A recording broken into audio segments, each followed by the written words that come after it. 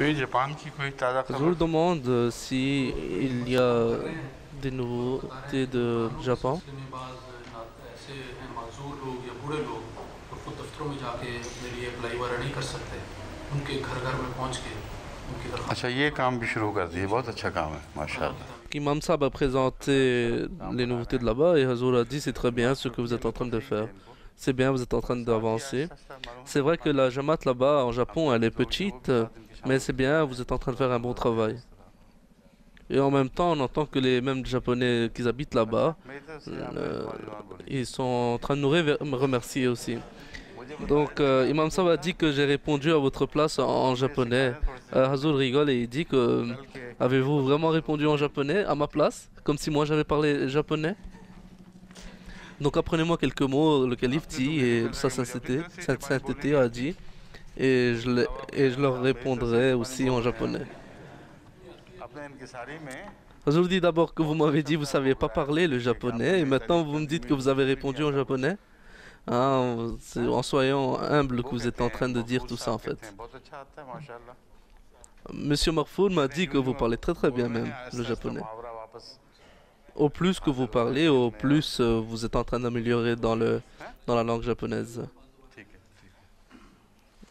Imam Sab dit que les mots que j'avais oubliés, petit à petit je suis en train de me rappeler. Hazoul va commencer maintenant le dars.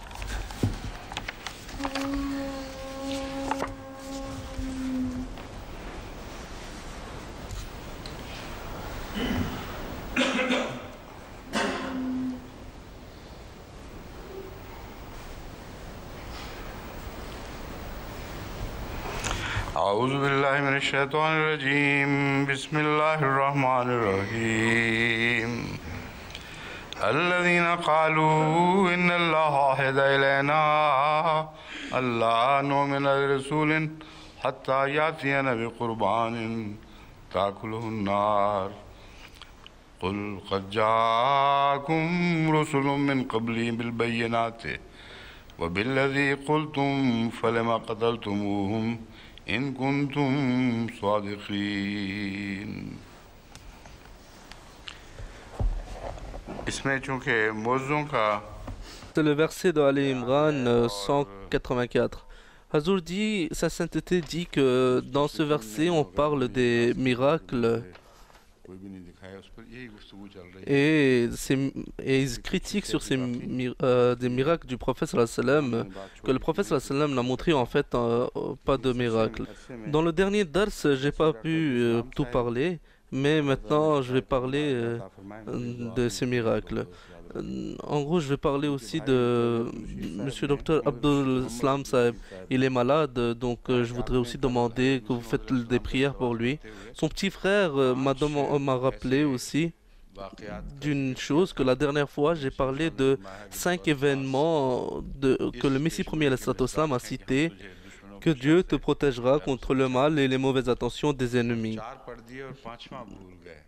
Donc hier j'ai lu 4 de ces événements, mais je me suis arrêté là et j'ai commencé à parler d'une autre chose et j'ai oublié le cinquième événement que le Messie premier al-Islam a cité. Donc maintenant je vais le citer, ce cinquième événement. Le Messie premier wassalam, écrit que le cinquième événement est celui que lorsque le roi de Perse a voulu tuer le prophète Mohammed sallallahu alayhi wa sallam, et de ça il a envoyé 2 de ses soldats pour aller arrêter le prophète Mohammed sallallahu alayhi wa sallam, et que le prophète sallallahu alayhi wa sallam a été sauvegardé de tous ces dangers, et ça prouve la véracité aussi du prophète sallallahu alayhi wa sallam. Et ça aussi, ça fait signe que le verset du Saint-Coran, Yasimuka minan nas, que je te protégerai contre tout le malheur. Donc l'événement est que 2 soldats de Khoswes sont venus du sud de l'Arabie pour arrêter le prophète Mohammed sallallahu alayhi wa sallam. Donc 2 de ces soldats représentants sont venus, le calife dit, et ils sont venus chez le prophète sallallahu alayhi wa sallam, et ils ont dit que notre roi nous a dit J'ai un message de notre roi, il nous a dit que la personne qui a proclamé être prophète, arrêtez-le. Donc pour cela, venez avec nous. Non, il faut se rappeler aussi que à l'époque du prophète sallallahu alayhi wa sallam, les Arabes, leur état était si déplorable que l'on trouve un événement que il est dit dans l'histoire d'Arabe que dans les épaules de 60 000 Arabes, ils ont mis des petits cercles ou des anneaux pour montrer leur esclavage. Et à ce moment-là, ils pouvaient rien dire à ces rois dans le temps. Donc, regardez, dans cet événement, on voit que même le gouverneur ne pensait pas que je vais envoyer 2 de mes soldats et quelqu'un va dire non à ces soldats. Donc ces soldats, quand ils sont arrivés chez le prophète sallallahu alayhi wa sallam, ils ont dit qu'on veut vous arrêter. Le prophète sallallahu alayhi wa sallam a dit est-ce que vous pouvez attendre un peu de jours. Donc dans 2-3 jours, le prophète sallallahu alayhi wa sallam a prié et Dieu a dit au prophète sallallahu alayhi wa sallam que Khosroes est mort. Donc, le prophète Sam est arrivé chez les 2 soldats et leur a dit après 2-3 jours que dis à ton gouverneur que mon Dieu a tué ton Dieu. Et il faut savoir que ce message était arrivé après longtemps, car ce n'était pas l'époque de télécommunication. Donc, quand ils se sont retournés là-bas chez leur gouverneur, ces 2 soldats, ils ont su après un peu de temps que le fils de Khosroes, du roi, il a tué son père, son roi, pour monter sur le trône. Donc une fois qu'il est monté sur le trône, il a dit que mon père il faisait trop d'injustice. Et maintenant que je suis sur le trône, et j'abroge tous ces décrets. Et je suis l'héritier de son trône. Il faut savoir que tous ces événements sont arrivés par après. Et c'est un événement très extraordinaire même. Dans un même verset, on trouve la manifestation à plusieurs reprises de ces miracles. Donc ce verset aussi, ou cet événement aussi, le Messie premier la salatu wassalam a mentionné pour soutenir les miracles du prophète sallallahu alayhi wa sallam. C'était un événement que j'avais oublié en effet de citer, et grâce au frère de Abdussalam Saheb, Dr Abdussalam Saheb, il m'a rappelé cela. Et je me dis aussi que des fois quand Dieu nous fait oublier quelque chose, en fait il y a aussi une sagesse derrière tout ça. Car parce que j'avais oublié, aujourd'hui il m'a rappelé, et ça m'a rappelé que c'est le frère de Dr Abdussalam, et Dr Abdussalam est malade, donc je dois me rappeler, je dois rappeler aux gens qu'il est malade, donc prier pour lui. Lorsque j'avais parlé de la Sourate Rum, j'avais parlé de ma mémoire que c'était Hazrat Omar qui avait fixé une condition avec les mécréants, ou bien c'était les mécréants qui avaient fixé une condition avec Hazrat Omar, que si dans une telle période cet événement ait lieu, on te donnera ce qui a été fixé, ou toi, si toi tu perds cette condition, toi tu nous paieras. Et c'était une période de 9 ans à peu près. Une chose est très claire des narrations, et Hafiz Muzaffar Sa m'a envoyé les preuves comme quoi c'était pas Hazrat Omar, mais c'était Hazrat Abu Bakr en réalité. Et lorsque j'avais parlé de ça, j'avais bien dit aussi que je suis pas clair dans ça, je le dis de mon mémoire. À part cette narration, il m'a envoyé aussi des autres narrations qui sont de Tirmidhi, de Durr Mansour. Il demande est-ce qu'il y a des autres narrations? C'est une narration qui venait aujourd'hui, qui m'a envoyé aujourd'hui.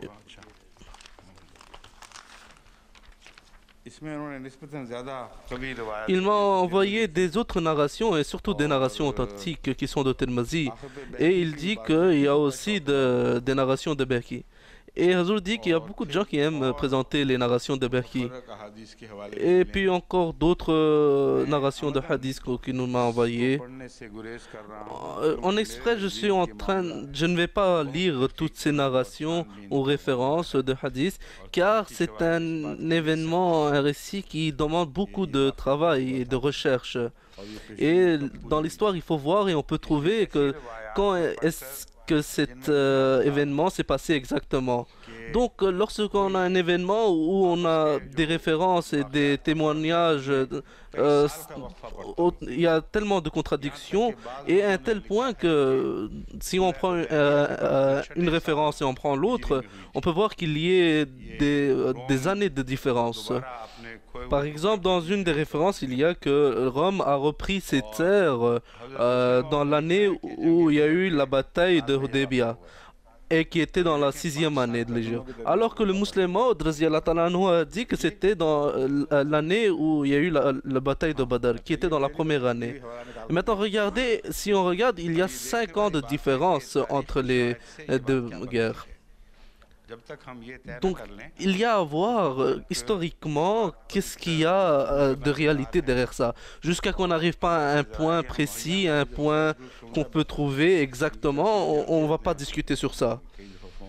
J'ai l'équipe de recherche qui est là, et ils sont en train de m'écouter, donc je leur demande de rechercher sur ça. Qu'ils regardent dans l'histoire romaine, quelle était l'histoire exactement.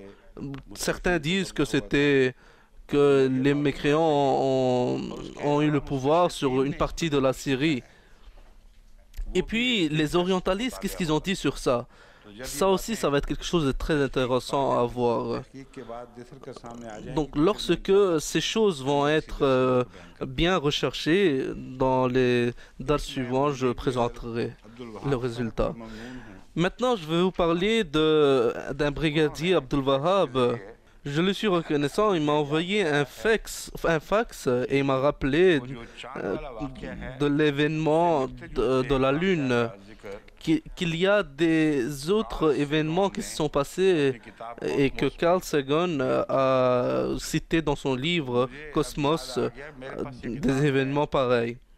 Donc, je me suis rappelé que j'avais ce livre-là, Cosmos, et Dr. Abdeslam l'avait offert et il me l'avait dit, c'est un livre très intéressant. Et Carl Sagan est même un bon ami de Dr. Abdeslam, Carl Sagan. Et c'est une personnalité reconnue dans le monde entier, Carl Sagan. Donc, il m'avait dit, lisez ce livre. Et je me rappelle que j'avais lu la première fois cet événement dans son livre. Mais lorsque la dernière fois j'ai parlé de cet événement, je ne me rappelais pas où je l'avais lu. Donc l'événement est que vers le 11e siècle, en Europe, il y a des personnes qui ont vu la même chose se passer avec la Lune. Et Carl Sagan, lui, il a fait une recherche sur cela et il a dit que ça s'est déjà passé dans la Lune. J'avais oublié et Brigadier Abdul Wahab me l'a rappelé et il m'a envoyé la référence. Mashallah, il a un très bon œil de recherche aussi. Je vais vous le lire exactement, la référence. Il y a un récit historique qui peut en fait décrire un impact sur la Lune, vu de la Terre à l'œil nu. Dans la soirée du 25 juin 1178, 5 moines britanniques ont rapporté quelque chose d'extraordinaire. Il est dit au XIe siècle, le calife dit, mais ça va être 12e siècle, parce que c'est 1178 déjà. Donc, 5 moines britanniques ont rapporté quelque chose d'extraordinaire qui a ensuite été enregistré dans les chroniques de Gervus de Canterbury. Généralement considéré comme un journaliste fiable sur les événements politiques et culturels de son temps. Après qu'il avait interviewé les témoins oculaires qui ont affirmé sur le serment de la vérité de l'événement, puis il les a enregistrés. Donc, le calife dit que je vais vous lire la traduction en ourdou. Et il est en train de dire aussi que regardez que comment il a enregistré, il a bien fait la recherche. Après que Carl Sagan a bien fait la recherche, c'est à ce moment-là qu'il a présenté cet événement dans son livre. तो नंगी आंख से देखने वाला क्या तासुर लेगा कि चांद पर क्या हुआ। कहते हैं ये वाकया ये है कि इंग्लिस्तान में 5 पादरियों ने इस बात की गवाही दी। Il le dit dans ces mots, il dit que c'était un événement en fait que 5 moines ont vu à l'œil nu de la Terre, qu'ils ont vu quelque chose se passer sur la Lune. Et sur ça, une personne qui s'appelle nommée Gervus, lui, il a fait une recherche sur ça et il a dit que c'est un chercheur fiable de son temps. Et il a pris les témoignages du temps et il les a écrits dans ses articles. Et il a pris ces témoignages et il dit que j'ai même fait que les gens témoignent en jurant et je suis arrivé à ce résultat que ces 5 moines, l'événement qu'ils ont dit, s'est passé exactement comme ils le disent. L'événement est, il y avait une nouvelle lune brillante et comme d'habitude dans cette phase, ses cornes étaient inclinées vers l'est. Donc le calife est en train de le répéter en ourdou et il dit que il était dans cette lune, elle était très brillante, elle était dans sa première phase. Et à gauche et à droite de cette lune, on appelle des cornes. Et ils étaient inclinés vers l'est. Donc il continue à citer, il dit, soudain la corne qui était vers le haut s'est divisée en deux. Donc elle s'est éclatée et ça s'est devenu en 2 parties. Donc une partie, elle s'est séparée de l'autre.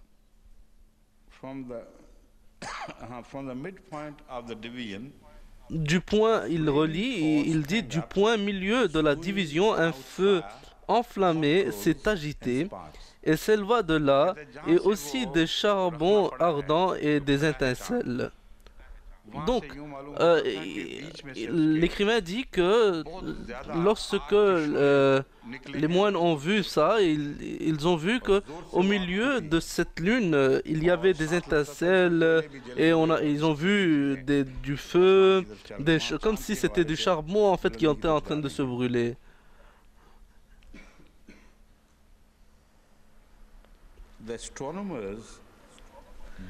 Et il relit, il dit, les astronomes Darul Mulholland et Odilek Kalame ont calculé qu'un impact lunaire va produire un nuage de poussière se levant outre de la surface de la Lune, avec une apparence qui correspond d'assez près le rapport des moines de Canterbury. Donc, les astronomes qui sont experts dans ça, ils disent que si dans le temps un grand météorite était tombé sur la Lune, donc l'exacte représentation pourrait être ce que les moines ont présenté et ce que cet écrivain le dit aussi. Donc, c'est quelque chose qui est exactement ce que moi j'ai pensé de cela. Et c'est un résultat que j'avais déjà trouvé avant que je trouve ce livre et je lise cette partie du livre. En Angleterre, ici, déjà dans une session de questions-réponses, quelqu'un m'avait demandé ça. Et j'avais présenté ce résultat que je pense que ça pourrait être comme ça. Et c'est juste par la grâce d'Allah que j'ai pu faire cela. Et ça m'a aussi rassuré et j'étais heureux quand j'ai vu Carl Sagan a dit la même chose, qui est lui-même un écrivain très reconnu et que les gens font confiance et a présenté le même résultat, ça m'a fait plaisir. Donc il faut savoir que c'est des miracles qui étaient venus pour montrer la véracité du prophète Mohammed sallallahu alayhi wa sallam et du Saint-Coran aussi. Et aujourd'hui, par la grâce d'Allah, on est en train de prouver ces miracles et la science, on est en train de les présenter du Saint-Coran. Puis l'écrivain continue à dire, il y a un mot que je ne trouve pas dans le dictionnaire, ni la prononciation je l'ai trouvé, Météorologiste, j'ai déjà lu, mais le mot que M. Wahab a utilisé, le mot pour météorologiste, moi je ne l'ai pas lu. Soit c'est un mot très spécifié dans la langue scientifique, ou il a mal écrit. Il dit que météorolithistique, j'arrive même pas à le lire, sa synthèse le dit.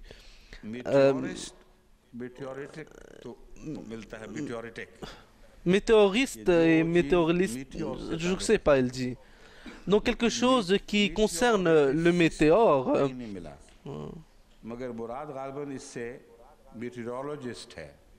Mais je crois qu'il voulait dire météorologiste de ce qu'il a dit. C'est-à-dire la personne qui est dans la science de météore. Il dit, Jack Hutton a souligné qu'un très récent, très petit cratère avec un système éminent des rayons se trouve exactement dans la région de la Lune mentionnée par les moines de Canterbury. Donc il dit que ce scientifique dit que on a vu un cratère à la même place où les moines avaient mentionné. Il est appelé Giordano Bruno après le XVIe siècle, un savant catholique romain qui croyait qu'il y a une infinité de mondes et que beaucoup sont habités là-bas, dans ces mondes. Donc, le calife dit qu'en Rome, il y avait un très grand savant, un érudit au VIe siècle. Il croyait qu'il y a des mondes infinis, à part comme des mondes comme celui de l'autre. Et il y a aussi des gens qui habitent dans ces mondes.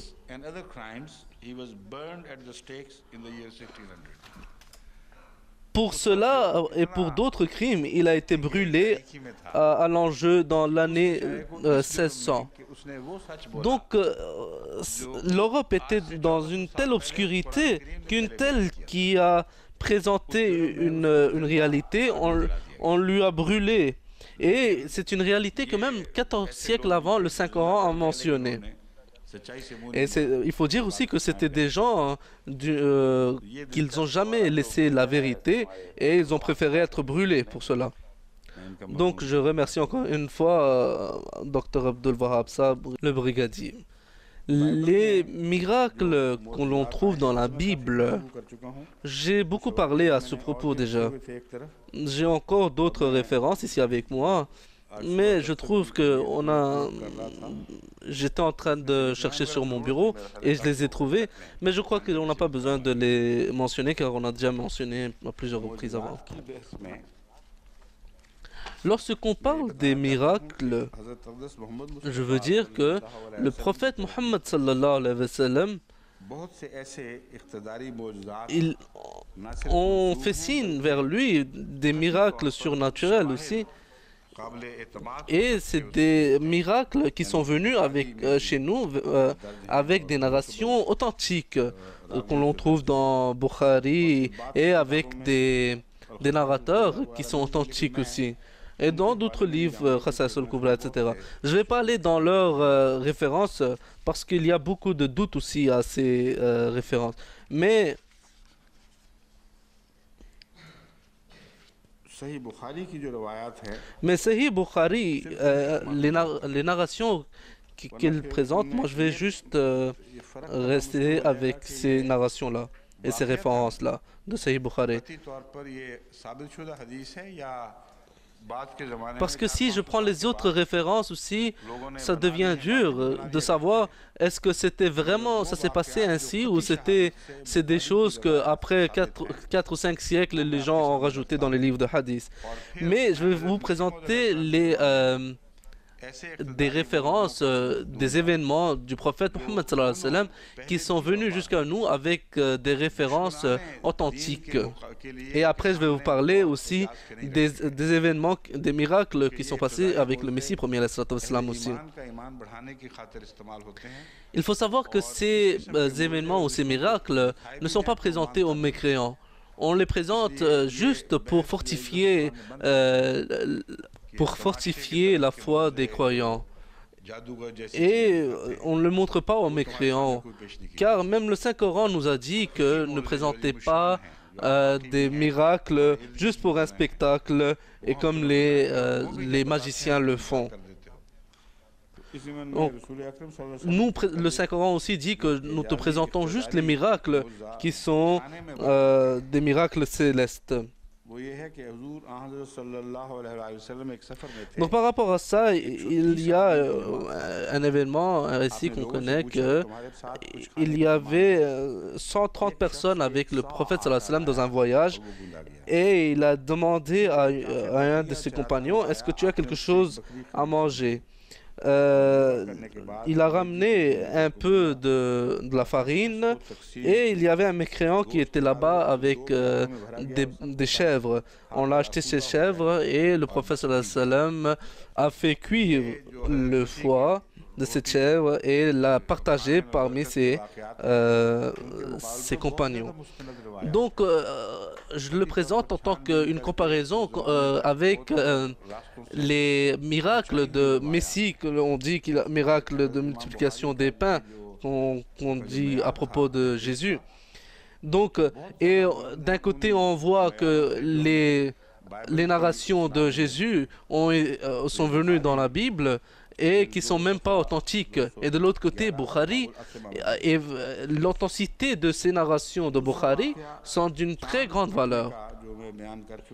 Donc le deuxième événement que je voudrais présenter est de la scission de la lune, c'est-à-dire qu'elle s'était divisée en deux. Et ça aussi, on le trouve dans Bukhari, dans Kitab al-Manaqib, Bab Inshiqaq al-Qamar.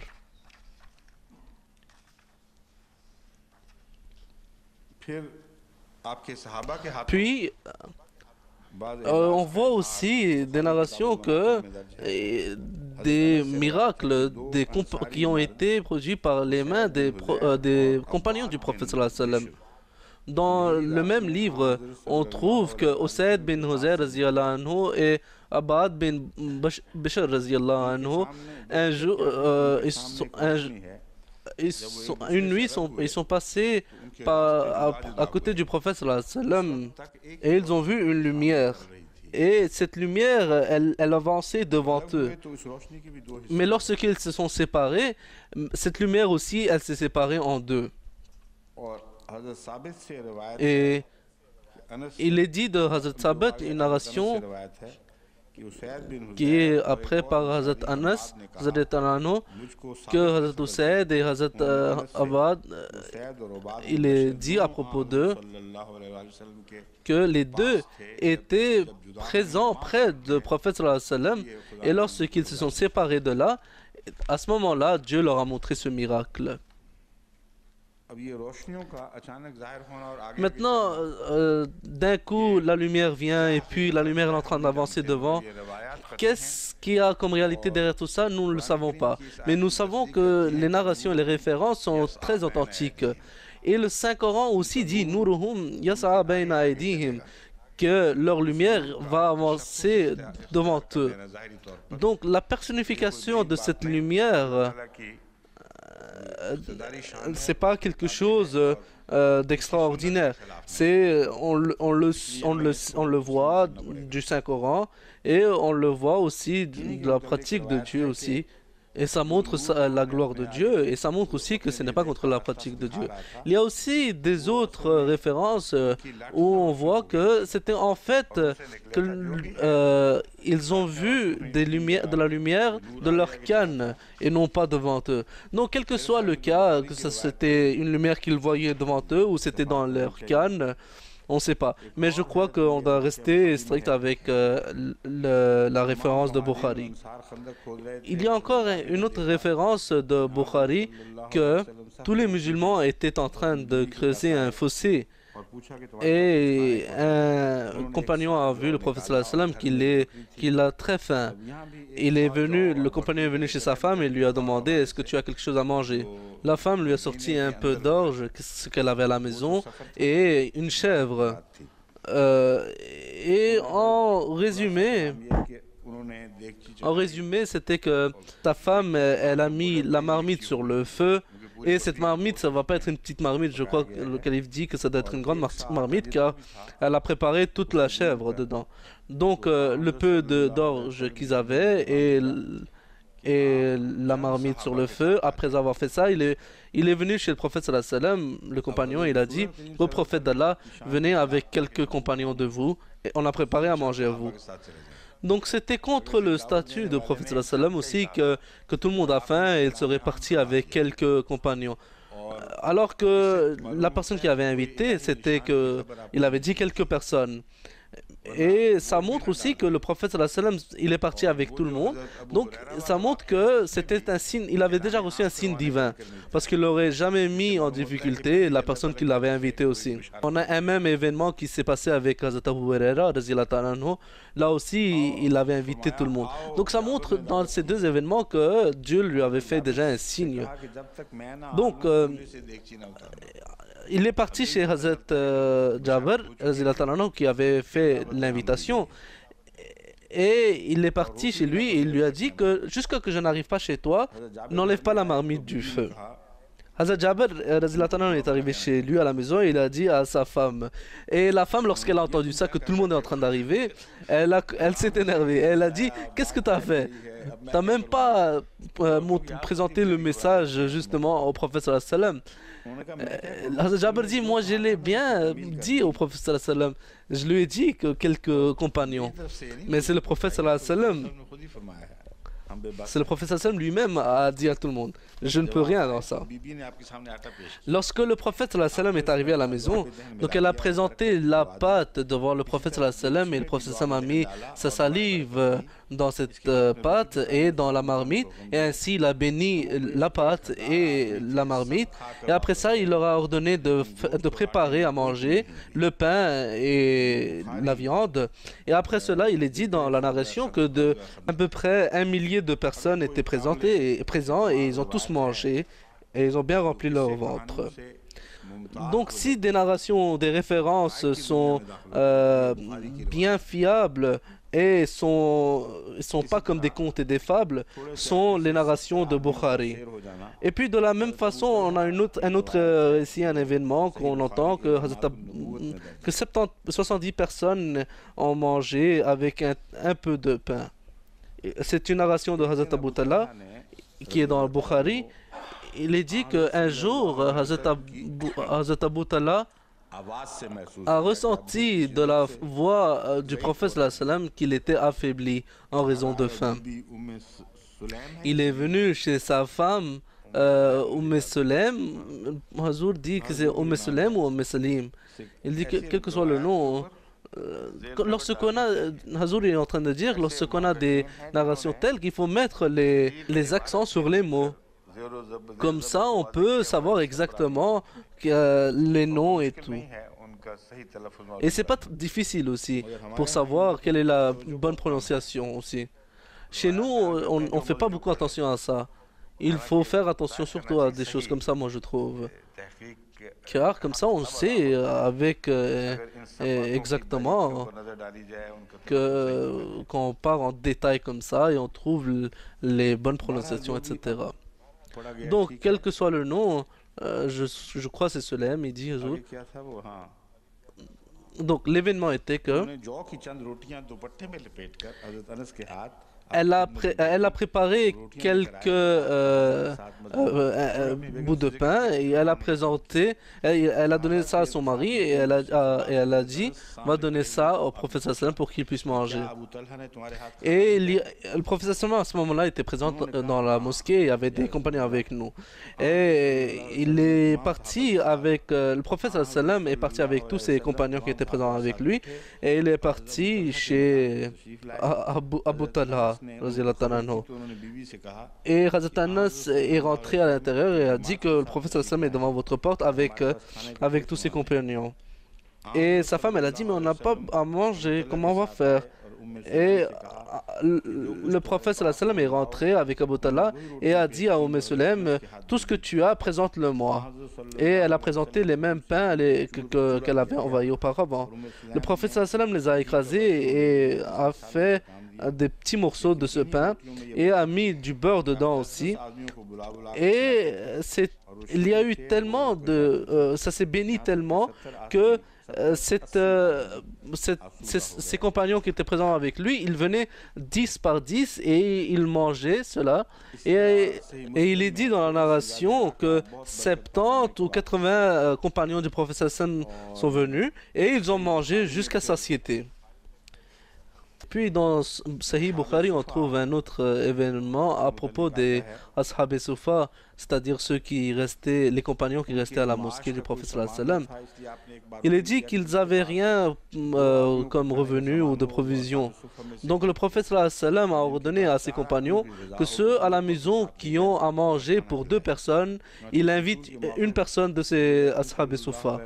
Et celui qui a il a mangé pour 4 personnes, il invite 2 à la maison, etc. Donc, Hazrat Abu Bakr, chez lui, il a invité 4 personnes de ses Ashab Sufa. Il leur a invité à manger et lui-même est parti chez le prophète sallallahu alayhi wa sallam à manger. Et puis, lorsqu'il est rentré, sa femme, Hazrat Roman, a dit à Hazrat Abu Bakr, où t'étais parti? Ils n'ont pas mangé sans toi. Et Hazrat Abu Bakr est venu et il était très inquiet car ils n'ont pas mangé. Et il est venu, il leur a présenté à manger et il est dit dans la narration qu'il lorsqu'il mangeait, à chaque fois, au plus qu'il mangeait, au plus la nourriture devenait. Et ils ont mangé jusqu'à satiété, mais quand même la nourriture était encore présente. Donc regardez, cet événement-là est très intéressant, car ça montre aussi le beau caractère de Hazrat Abu Bakr radhiyallahu anhu. Car dans la narration, il est dit premièrement que Hazrat Abu Bakr a mangé chez le prophète sallallahu alayhi wa sallam. Alors qu'on dirait que c'était une estimation de lui qu'il a mangé chez le prophète sallallahu alayhi wa sallam. Mais on dirait que le Hazrat Abu Bakr était parti chez le prophète sallallahu alayhi wa sallam car il n'avait pas assez à manger à la maison, donc il est parti chez lui. Et c'est aussi prouvé de là aussi que lorsqu'il est revenu, et il a juré en s'énervant que je jure que je ne vais pas manger. Pourquoi tu as tardé qu'il ne mange pas? Et s'il avait déjà mangé, il n'aurait jamais juré ça. Une personne qui a mangé, il n'aurait jamais dit que je suis énervé et je ne vais pas manger. Donc ça montre qu'il est en train de donner des excuses en fait, que je ne vais pas manger avec eux. Parce que la nourriture déjà à la base elle était peu.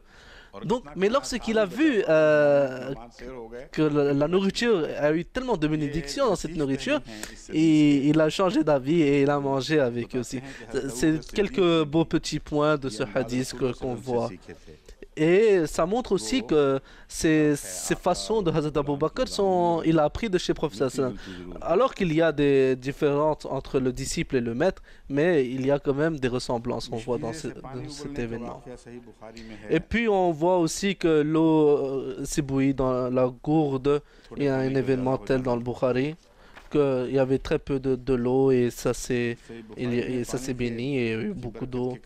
Dans Sahih Bukhari, il y a plusieurs événements à propos de la bénédiction dans l'eau.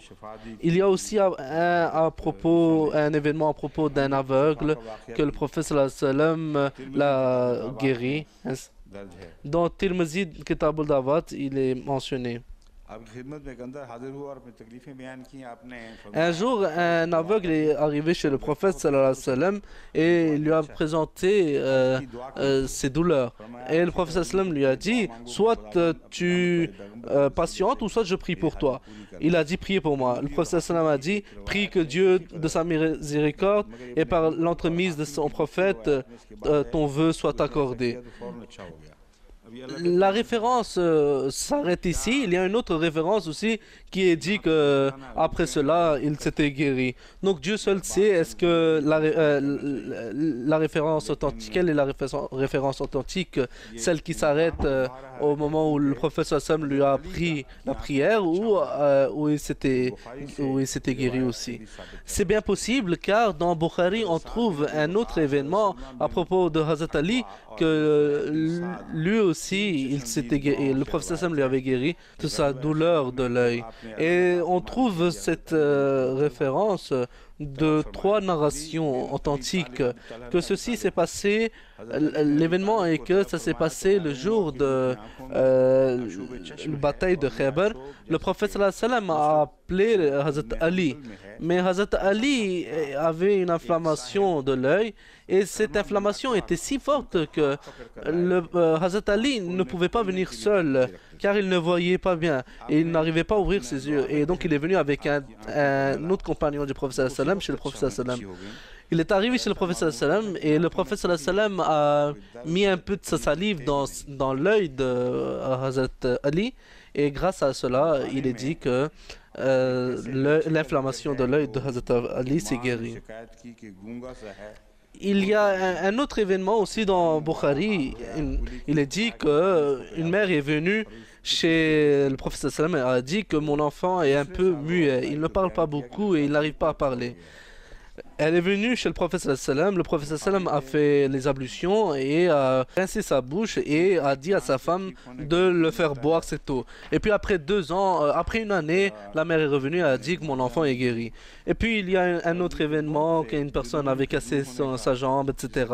Donc, et puis dans Sahih Bukhari, on trouve aussi la bénédiction dans la mémoire. Ça aussi, c'est un événement qui est mentionné dans Bukhari. On sait que dans tous les compagnons du prophète sallallahu alayhi wa sallam, l'exemple de Abu Huraira ne peut être comparé avec un autre compagnon.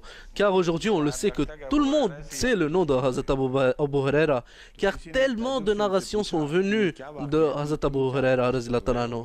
Une personne a demandé à Hazrat Abu Huraira comment ça se fait que tu présentes autant de narrations du prophète sallallahu alayhi wa sallam alors que ça fait quoi 2-3 ans que tu es resté avec le prophète sallallahu alayhi wa sallam. Hazrat Abu Huraira a répondu oui, tu as raison, mais moi le temps que j'ai perdu, je sentais trop ce temps-là, que pourquoi je suis pas resté tout le temps avec le prophète sallallahu alayhi wa sallam. Donc les dernières 3 années, je suis resté attaché avec le prophète sallallahu alayhi wa sallam. J'étais toujours à la mosquée. Et un jour, le prophète sallallahu alayhi wa sallam est venu à la mosquée et a dit que celui qui va retenir aujourd'hui les paroles dont je vais dire, il n'oubliera jamais tout ce que je dis. À ce moment-là, j'ai prié et j'ai bien retenu ce que le prophète sallallahu alayhi wa sallam avait dit au moment même. Et grâce à cela, tellement ma mémoire a été bénie que jusqu'à aujourd'hui, je n'ai jamais oublié tout ce que le prophète sallallahu alayhi wa sallam a dit. Et puis on trouve aussi un événement à propos d'une chamelle qui ne savait pas avancer, qui n'avançait pas vite. Le prophète sallam a prié, elle a commencé à avancer vite, etc. Il faut savoir que c'est des miracles extraordinaires, mais après qui sont extraordinaires, les compagnons ne présentaient pas cela aux mécréants. Et ces choses montrent la grandeur aussi de l'islam. C'est vrai que c'est des choses très extraordinaires, mais nous n'allons pas aux mécréants, nous n'allons pas vous appeler vers l'islam en vous montrant ces miracles-là. Mais c'est des miracles célestes. Même le temps donne témoignage de ces miracles, que même personne plus tard pourra mettre des doutes à ces références. Et nous savons que ces miracles sont vrais et que l'histoire est remplie avec de tels exemples. Donc, les événements qui sont présentés, donc par rapport à leur authenticité aussi, les références les plus acceptables, ce sont celles de Bukhari. Et comme je l'ai dit aussi, dans Bukhari, il y en a plusieurs et j'en ai pris quelques-uns de ces références-là. On n'a pas beaucoup de temps, donc brièvement, j'ai présenté tout ce que j'avais ici. Et bien sûr, les plus authentiques que j'ai présentés aussi.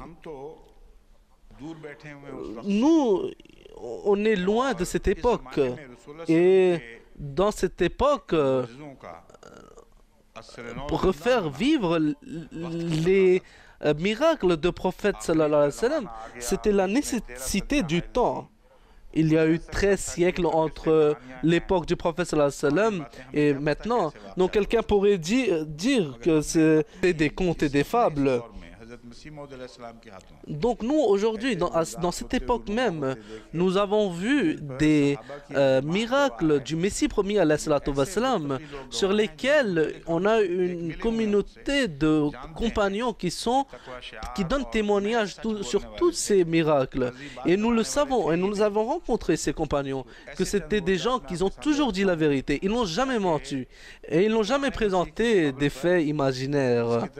Et en comparaison de l'ancien Messie, c'est-à-dire Sayyidina Isa alayhi salam, beaucoup de choses lui ont été attribuées.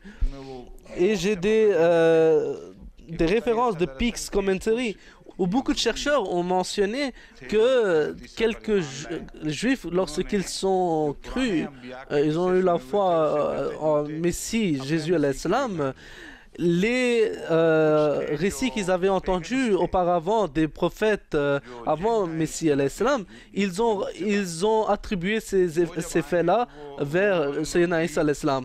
Ou bien les païens étaient appelés gentils, c'est-à-dire ceux qui étaient en dehors des juifs. Eux aussi, ils ont ramené leurs petites histoires et ils ont attribué cela à Hazrat Isa alayhi salam. Et ils ont ramené de la mythologie grecque et romaine aussi, des choses. Et on a une très grande confusion. Et de l'autre côté, on a l'histoire de ce Messie avec les preuves de l'histoire et des personnes qui l'ont vu de leurs yeux aussi aujourd'hui. Dans Sirat al-Mahdi, Hazrat Mirza Bashir Ahmad Sahib dit que ma mère m'a dit un événement du Messie premier à l'Islam, qu'il était en train de se promener dans un verger et on est passé par un arbre de clémentine.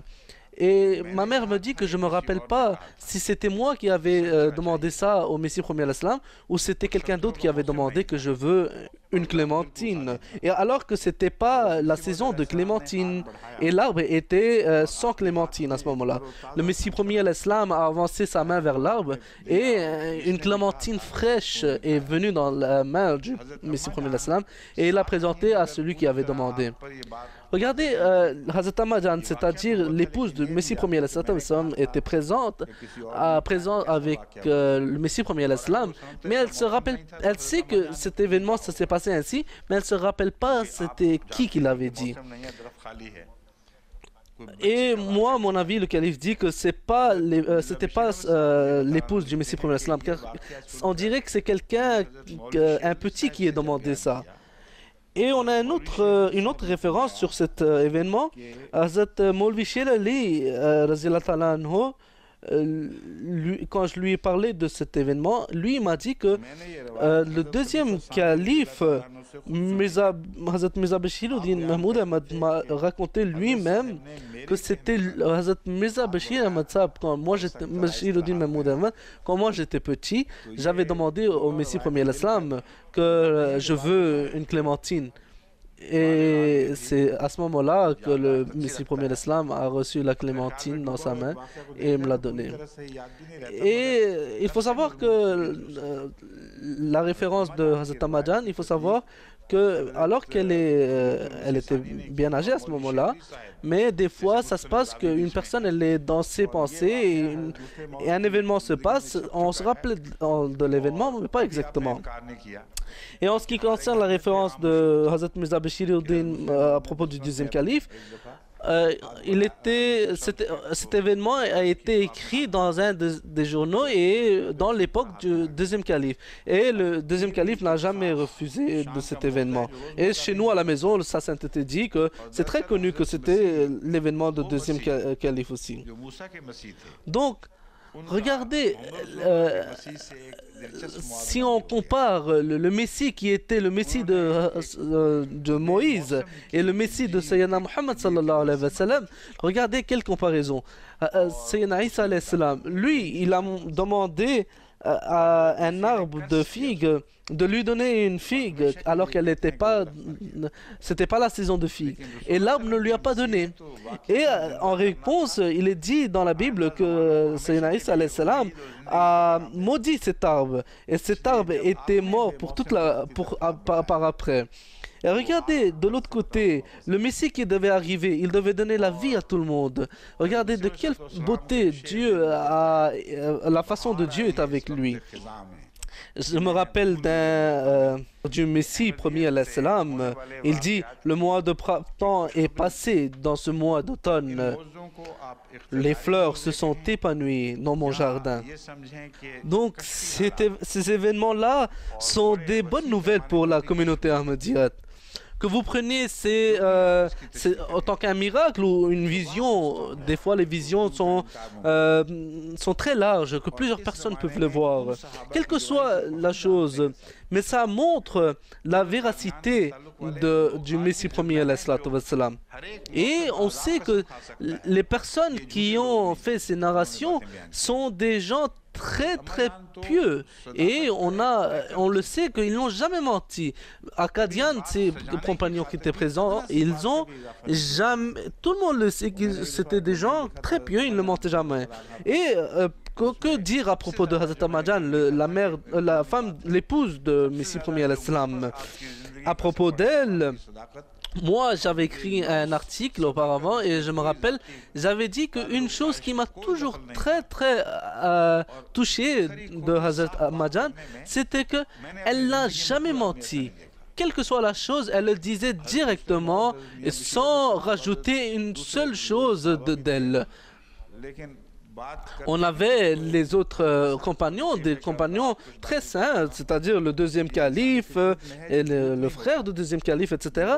Et par exemple, pour faire une chose de beau, il rajoutait des mots. Ce n'était pas des mensonges, mais pour que cette chose devienne belle. Mais Hazrat Ahmad, elle ne rajoutait pas un seul mot dans les narrations qu'elle disait à propos du prophète sallam. Je suis en train d'expliquer ces deux choses, ces deux narrations, pour dire que Hazrat Muslim Maud était très petit à l'âge, car Hazrat Muslim Maud ne savait pas, il était petit, et il n'aurait jamais demandé au Messie premier alayhi salatu wassalam de lui donner une clémentine, alors que s'il savait bien que c'était pas la saison. Mais ça prouve qu'il était petit et il ne savait pas que c'est pas la saison de clémentine, comment le Messie premier va me donner. Mais quand même, regardez la beauté que Dieu a montré ce miracle dans la main du Messie premier.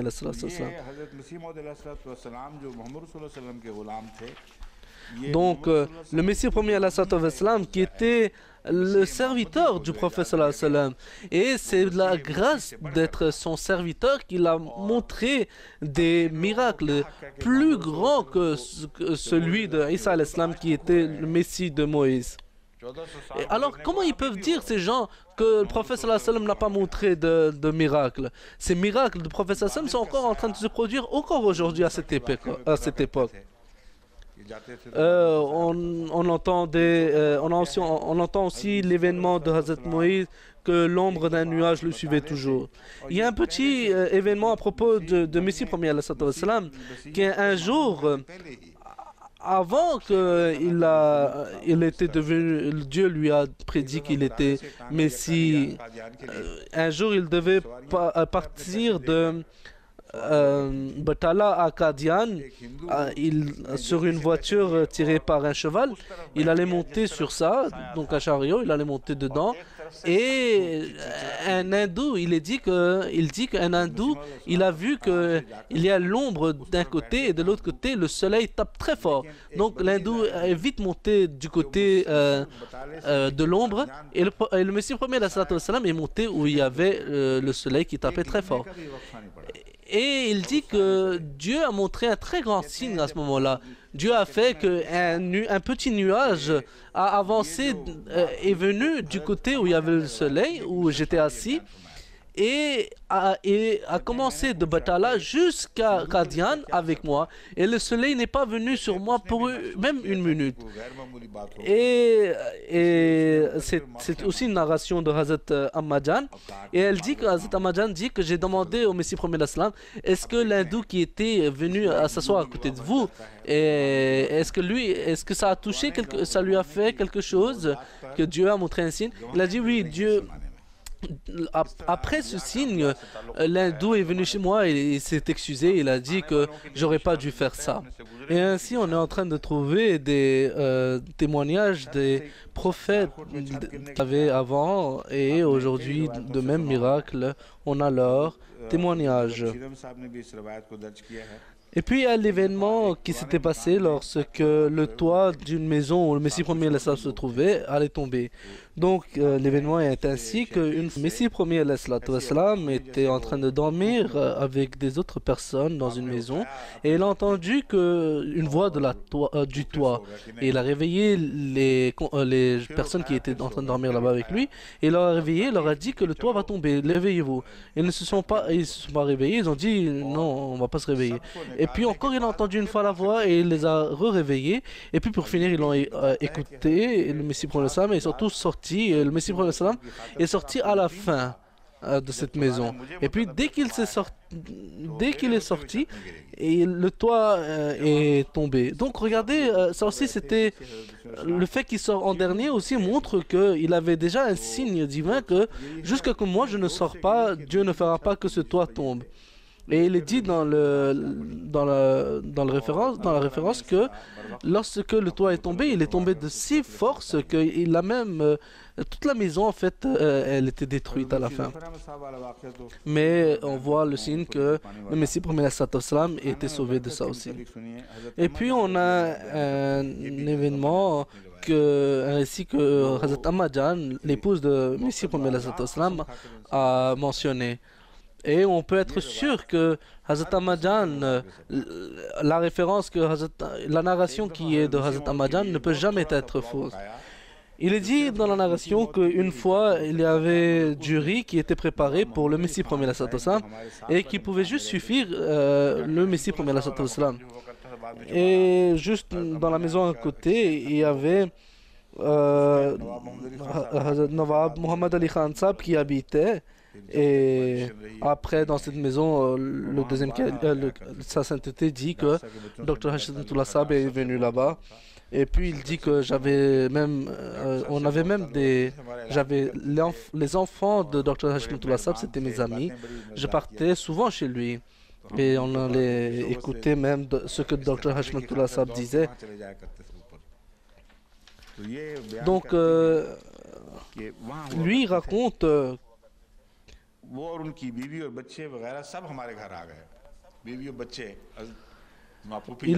donc l'événement est que Hazrat Ahmadjan dit que eux et leurs enfants sont tous venus chez nous.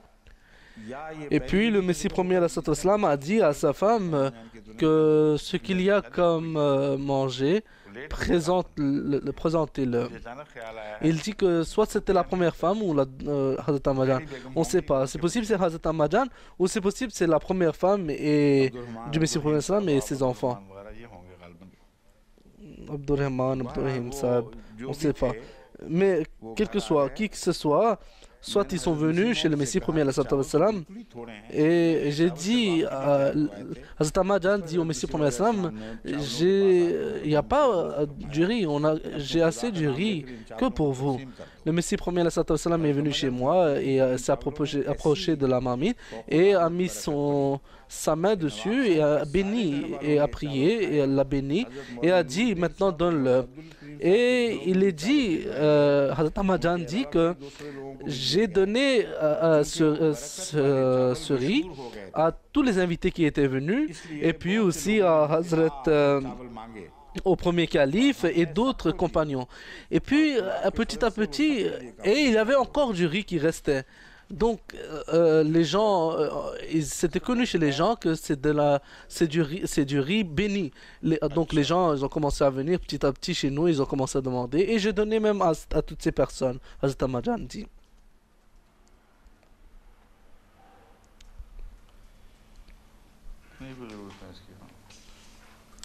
on a présenté quelque chose au अब calife, il a चावलों dit का que j'ai एक pas और besoin de le वाकया mentionner. जल्दे के जिक्र में मिलता Il y है। a un autre événement à propos मियां des अब्दुल्ला साहब riz सनोरी बयान sucrés. करते हैं कि एक दफा हजरत Hazrat मसीह मौऊद Abdullah अलैहिस्सलाम Sahib ने Sonori खाने dit की que दावत की fait la और narration उनके que पास le खाने Messie का promet la याद salat wassalam आया। मगर मैं जिस वक्त a खाने का वक्त invité आया des gens उस chez lui मगर जिस वक्त et lorsque l'heure de manger est arrivée, उतने ही और मेहमान आ गए। मस्जिद मुबारक मेहमानों से encore भर गई। d'autres इसलिए लाज़िम invités और sont वाक़या arrivés et मस्जिद la मुबारक mosquée de भी मेहमानों Moubarak, से भर गई। elle était remplie d'invités. हजरत साहब ने अंदर कहला भेजा कि और मेहमान आ गए हैं। Le Messie premier a envoyé un message à l'intérieur chez sa femme et a dit qu'il y a encore d'autres invités qui sont là et prépare plus à manger. À ça, l'épouse du Messie premier a appelé le Messie premier à l'intérieur. Il est parti et elle lui a dit qu'il n'y a pas assez de manger. Comment vous voulez que je présente? Il y a encore d'autres de la nourriture. Si vous voulez, je mélange et je leur présente. Mais le riz sucré, il n'y en a pas assez du tout. Et comment vous voulez que je fasse? Le Messie premier a dit, présente-moi la marmite où il y a le riz sucré. Le Messie premier a passé sa main dessus et a béni ainsi la nourriture et il a dit que présente-le maintenant à tous les invités et tu verras que Dieu bénira ce riz sucré. Donc il est dit dans la narration que tout le monde a mangé, tous les invités qui étaient présents, ils ont tous mangé et il y avait quand même du riz sucré qui restait à la fin. Et ce fait qu'il y a quelque chose encore, un peu qui restait à la fin, il est même aussi dit dans les hadiths du prophète sallallahu alayhi wa sallam. Donc ce n'est pas une exagération, mais plutôt un miracle de Dieu qui est donné à ses prophètes. Et puis il y a aussi à propos de Madame Lalpari, qui était la femme de Khan Mir Sahib, elle était patane, une femme très pieuse et qui priait beaucoup aussi. Et elle venait souvent dans la maison du deuxième calife. Et notre tante aussi, elle était patane, elle aussi, donc ils avaient une amitié aussi. Et elle venait chez Mia Barshir Ahmed Sahab, elle venait aussi chez nous aussi travailler. J'ai beaucoup de choses intéressantes à propos d'elle. Mais je vais laisser. Elle a même des enfants maintenant en Pakistan, en Allemagne, au Canada. Ses petits-enfants maintenant. Je vais vous dire l'événement, en fait, ce qui s'est passé. La narration est que elle dit que mes yeux me faisaient trop mal, à un tel point qu'ils étaient tels rouges que je ne pouvais même pas les ouvrir. Mes parents ont tout fait pour me faire guérir, mais il n'y avait pas de résultat. Un jour, ma mère, elle a mis un médicament dans mes yeux et qui m'a fait trop mal. Dans le temps, la sainteté dit que dans le temps, les médicaments faisaient très mal. Par exemple, surtout les médicaments d'œil et tout. Et les parents forçaient de mettre ça dans les yeux. Donc, cette pauvre fille qui était dans le temps, l'Alpari dans le temps, ses parents, quand ils ont essayé de mettre ça dans ses yeux, elle s'est libérée d'eux et elle est partie en courant chez le Messie premier mais elle a dit que c'est le Messie premier qui va me guérir. Et elle dit que je suis arrivé chez le Messie premier et j'étais en train de pleurer, je ne pouvais même pas ouvrir mes yeux, j'avais très très mal. Et je suis quand même arrivé chez le Messie premier avec grande difficulté. Donc, tellement j'avais mal que je pouvais rien, j'étais en train de pleurer et le Messie premier a mis sa salive sur mes yeux et il s'est arrêté un tout petit peu, un petit moment, et je crois qu'il était en train de prier. Et en même temps, il passait sa main sur mes yeux petit à petit, et après ça, le Messie prophète a passé sa main sur ma tête et a dit: "Oh fille, va et tu n'auras plus cette douleur." Et puis elle dit qu'aujourd'hui j'ai 70 ans et j'ai jamais senti cette douleur. Et sa sainteté dit que je l'ai vu jusqu'à dernier jour de sa vie. Et je ne lui ai jamais vu qu'elle a eu une fois, même une fois, mal aux yeux. Et toujours ses yeux étaient brillants et elle n'avait plus mal. Donc ça montre aussi que les miracles d'auparavant étaient aussi vrais pour aujourd'hui. Et ces miracles-là ne sont pas là, je redis encore une fois, qu'ils ne sont pas là pour les mécréants, mais c'est pour les croyants, pour que leur foi soit fortifiée. Et ainsi, leur foi augmente. Et puis, une fois, il est dit à propos de Hafez Nabi Bakhsh que les docteurs ont dit qu'il a la variole et il ne sera pas guéri. Il est venu chez le Messie premier et le Messie premier a prié pour lui en disant Alhamdulillah. Et il dit que la variole qui avait commencé, je ne l'ai plus eue et puis jusqu'à la fin de ma vie, je ne l'ai jamais eue. Et puis encore un miracle de la prière et à propos de Nawab Abdurrahim Khan Saheb. Il était dit à propos de lui qu'il ne sera plus guéri. L'événement qu'on sait à propos de Nakant al-Majaz. Donc, et ça se voyait aussi à propos de lui, sa maladie était tellement grave que la prière aussi ne marcherait plus. Il est dit qu'à un tel moment, le Messie premier, il a dit que je vais intercéder. À ça, Dieu a révélé qui est celui qui intercédera auprès de Dieu sans sa permission. Il est dit, quand cette révélation est venue sur le Messie premier, il a commencé à trembler, le Messie premier, et il a eu tellement peur qu'il ne savait plus rien faire. Et juste après cela, Allah, il a révélé, il a dit, que certainement je t'accorde d'intercéder. Et il est dit que grâce à cette intercession, on a vu qu'il était guéri et il n'a plus jamais eu cette douleur. Et Saint Sainteté dit que je l'ai vu, qu'il a eu une très longue vie. Et après ça, je l'ai vu aussi. Et il n'a plus jamais eu cette douleur. Puis on connaît le miracle de Abdurrahim qu'un chien enragé lui avait mordu. Et il y avait un hôpital Kosoli où il était envoyé là-bas. Et là-bas, le Messie premier a prié beaucoup pour lui, mais il n'était pas guéri. Et puis de l'hôpital, on a reçu, le Messie premier a reçu une lettre où il était dit Sorry, nothing can be done for Abdul Karim. Que désolé, rien ne peut être fait pour Abdul Karim. À ce moment-là, le Messie premier s'est tourné vers la prière et a reprié à Dieu et a dit Oh Dieu, tu as le pouvoir sur tout. Alors, guéris-le. Et sur ça, Dieu lui a révélé et lui a dit qu'il sera guéri.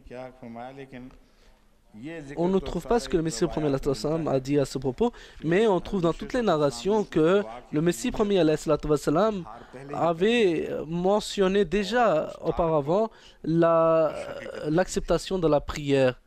Et il avait dit que cette lettre que j'avais reçue de l'hôpital n'a aucune réalité. Dieu certainement le protégera. Et même l'hôpital là-bas, eux aussi, ils étaient très étonnés. Et ils ont consigné cet événement dans leur hôpital même.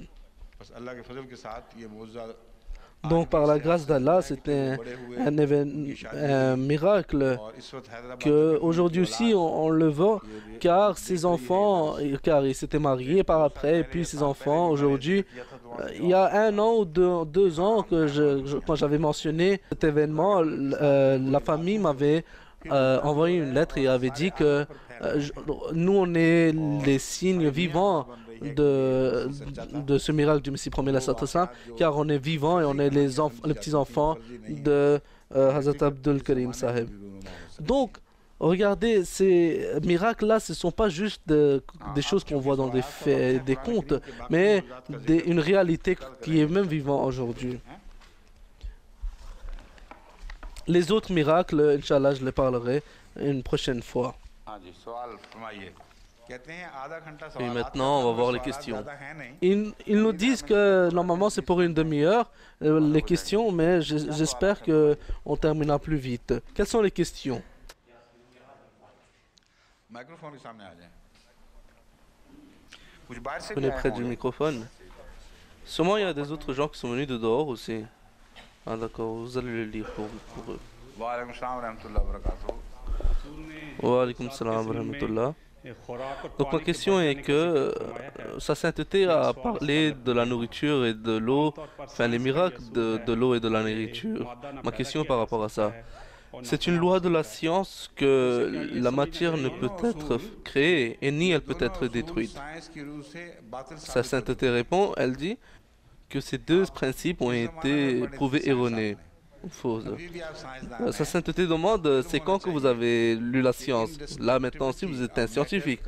Il faut savoir que l'indestructibilité de la matière, ce principe a été prouvé erroné aussi. में भी और America Il y a des milliards et des milliards de dollars qui ont été dépensés pour faire des tunnels sous-sol où ils font des expériences scientifiques pour voir le proton qui est la matière le plus indestructible, quel est son âge. Et même Dr Abdussalam a présenté à son âge de ce proton qui est 10 sur 33 ou 34, je ne sais pas.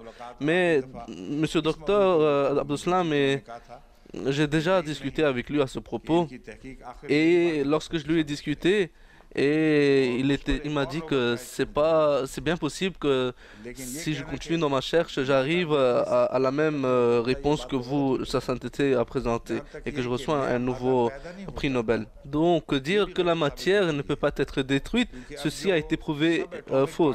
Et même une nouvelle matière peut être créée, ça aussi ça a été prouvé erroné aussi. Elle peut être faite, elle peut être créée. Une nouvelle recherche qui est faite sur les sous-atomiques, les particules sous-atomiques, et il y a des particules qu'on appelle les bosons.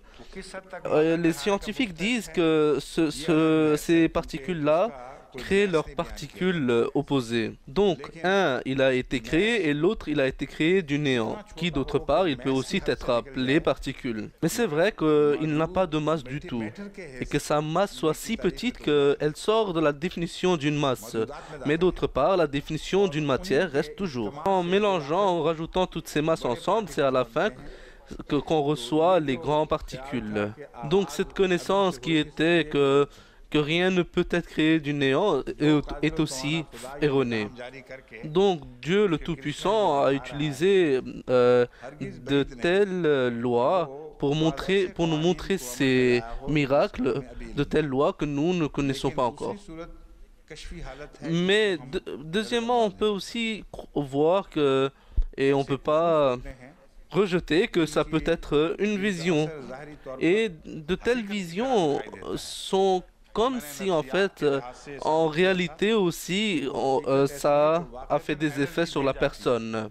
Et j'ai aussi prouvé psychologiquement qu'il y a des visions qui nous donnent de l'énergie en réalité aussi. Donc pour cela, on peut présenter l'expérience de Riesel qui est de Tchécoslovaquie. Il a hypnotisé des personnes et dans cet état, il leur a montré une vache et il leur a fait croire comme s'ils allaient boire le lait de la vache et que l'énergie qui vient du lait est en train de se transférer vers les personnes qui étaient hypnotisées. Donc il est écrit que plusieurs nuits j'ai fait ces expériences et à chaque fois que ces personnes se réveillaient, les personnes étaient dans un état comme s'ils étaient bien nourris et en forme et qu'ils n'ont aucun problème d'énergie. Mais Riesel dit, le chercheur, que avant de faire la recherche, je les avais fait peser. Et une fois qu'ils se sont réveillés après l'expérience, et j'ai vérifié qu'ils n'ont pas perdu un seul kilo. Et ce sont des scientifiques dignes de confiance. Et ce scientifique se trouve en Amérique du Sud, California ou Santiago, je crois. Je ne me rappelle pas exactement, mais c'est un professeur là-bas et il s'est immigré là-bas. Je ne sais pas s'il est vivant ou pas, mais j'ai essayé de le contacter il y a un peu de temps et j'ai su que c'est un professeur là-bas et il était bien vivant au moment. Mais quand j'étais parti en Amérique, lui aussi il était parti quelque part, il est en train de voyager autre part. Donc j'ai pas pu le rencontrer. Mais je demande à la communauté des Californiens qu'ils font la recherche et ils essayent de voir si il est vivant. Et s'il est vivant, j'espère que j'irai là-bas et j'ai envie de le rencontrer et lui demander à propos de cette recherche. Donc, les résultats que l'on trouve maintenant sont si prouvés que, que les sentiments sont si forts comme si en réalité ils ont été créés. Donc, il y a des fois des événements que la science n'a pas encore pas eu leur recherche assez bien. Mais quel que soit le cas, mais on peut toujours dire que ça peut être une vision, et une vision extraordinaire bien sûr. Et ainsi on peut aussi consoler notre cœur. La question suivante, c'est quoi? Docteur Abdurrahman Saheb aussi, monsieur, il est en train de regarder sûrement de Los Angeles. Il est l'amir là-bas. C'est un Ahmadi très sincère. Que lui, je lui demande d'aller là-bas dans les parties où on parle espagnol. J'avais entendu que Dr. Rice habite là-bas et qu'il avait immigré de son pays d'origine. J'espère qu'il est vivant et j'ai vraiment envie de le voir. Donc, en fait, c'est des choses que c'est pas lui, et c'est pas écrit dans ses livres, mais écrit dans des autres livres qui ont été attribués à lui, et j'ai envie d'aller et de confirmer cela. Donc, Dr. Hamidou Rehman, il peut aller et lui parler aussi, et puis il peut aussi vérifier. Mais moi, j'ai envie d'aller, quand j'irai, Inch'Allah, je vérifierai par moi-même. Donc, la question suivante est que sa sainteté a parlé hier de Hazrat Yahya et a nommé deux tombes de personnes nommées John, mais sa sainteté n'a pas précisé leur pays. Et j'ai trouvé leur île et l'île s'appelle Petmos. C'est une femme Ahmadi qui est en train de faire la recherche pour moi et elle s'appelle Mahadbous et elle a fait la recherche.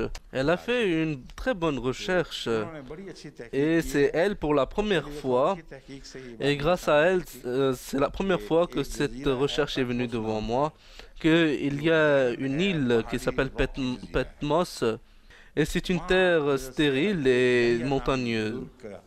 Et là-bas, on a trouvé des lettres d'une personne qui s'appelait Yahya et ils sont enregistrés dans la littérature chrétienne aussi.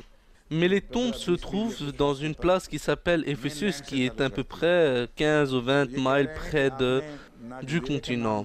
Et cette partie se trouve au nord-ouest de la Turquie et de l'autre côté, il y a la Grèce.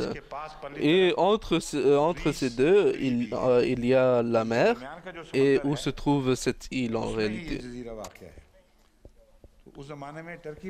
Et dans le temps, à l'époque, il y avait beaucoup de gens qui partaient, enfin des chrétiens surtout, qui partaient vers Turquie, qui passaient par la Turquie. Et en outre, les bateaux qui voyageaient surtout la mer là-bas, ils essayaient de rester sur les côtes aussi. Donc c'est bien possible qu'il y a eu un bateau qui est parti de la partie de Palestine et que John est arrivé là-bas. Et pour se cacher pour un moment des Romains, que les Romains ne sachent pas qu'il est toujours vivant et il est parti là-bas. Il est parti sur cette île-là.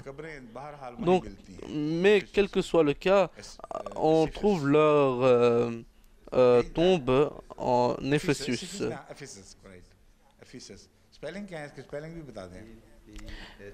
Sa sainteté demande comment on appelle Ephesus. Et il dit E-P-H-E-S-U-S. Ephesus. आगे सवाल है दूसरा जी Sa sainteté demande, il y a encore d'autres questions? Oui, il y a une autre question. Donc, ça vient de le nord de Londres et la personne demande que le Saint-Coran a mis les prières des prophètes qu'il a aimées et et ma question est que est-ce que tous les prophètes parlaient l'arabe car ces prières sont enregistrées dans le Saint-Coran en arabe? Donc il faut savoir que la majorité de ces prophètes qui ont été enregistrés leurs prières dans le Saint-Coran étaient d'une partie où on parlait l'arabe déjà. À propos de Moïse, alayhi salam, on ne sait pas s'il parlait l'arabe ou il parlait l'hébreu. Mais c'est vrai que en majorité, on dit que il parlait l'hébreu. Et en ce qui concerne leur langue des prières, le Saint-Coran n'a dit nulle part que c'est exactement ainsi que les prophètes ont prié. Et dans la langue arabe, c'est dit nulle part ça. Donc, mais il faut savoir à propos de l'hébreu aussi que l'hébreu est très proche de l'arabe. Et que petit à petit, avec les changements des temps, cette langue a changé. Et des fois, on lit des références hébreux et on peut trouver les mots arabes qui sont vraiment près de cette langue. Et des fois, je dis même à la femme qui recherche pour moi, je lui dis que ça a l'air d'être un mot arabe. Et elle me dit non, mais lorsqu'on regarde le dictionnaire, il y a un mot en arabe qui est vraiment près du mot de l'hébreu. Donc, en réalité, la vraie langue était l'arabe. Mais il faut savoir que même s'il parlait d'autres langues que l'arabe, ça ne veut pas dire que le Saint-Coran va commencer à citer leur langue et que personne ne va comprendre les prières dans leur langue s'ils parlaient dans une autre langue. Et donc, quel que soit le cas, les langues qu'ils parlaient, c'était l'arabe ou autre, Dieu les a enregistrées comme ça, nous on peut bénéficier. Il est dit à propos de l'époque de Hazrat Sulman, lorsque on a parlé à propos de Sabah, il a parlé Annahu Bismillah ar-Rahman ar-Rahim. Donc ça prouve que c'était une partie, la partie de Sabah, c'était une partie où on parlait l'arabe. Donc c'est bien possible où le Saint-Coran a cité tout cela, c'était une langue arabe. Donc où que le Saint-Coran a cité, ça peut être l'hébreu ou l'arabe aussi, mais Dieu seul le sait. Et il faut savoir à propos du pharaon, est-ce que lui parlait l'arabe? Non, lui ne parle pas. Et le Saint-Coran a bien enregistré les paroles de Pharaon et même de sa famille.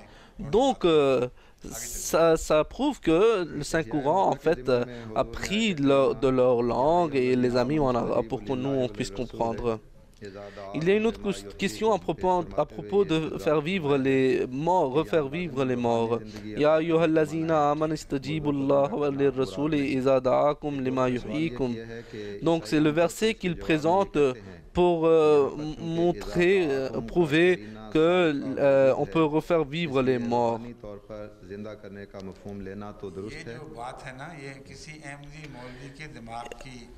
Sa sainteté dit que c'est pas une question que les chrétiens vont nous poser. C'est surtout les érudits ahmadis qui ont en fait créé cette question et ils attribuent cette question vers les chrétiens. Pourquoi ne disent-ils pas que en fait ma sainteté que c'est une question qui s'est posée dans ma tête et je voudrais la demander. Il faut savoir que le Saint-Coran a une façon de s'exprimer.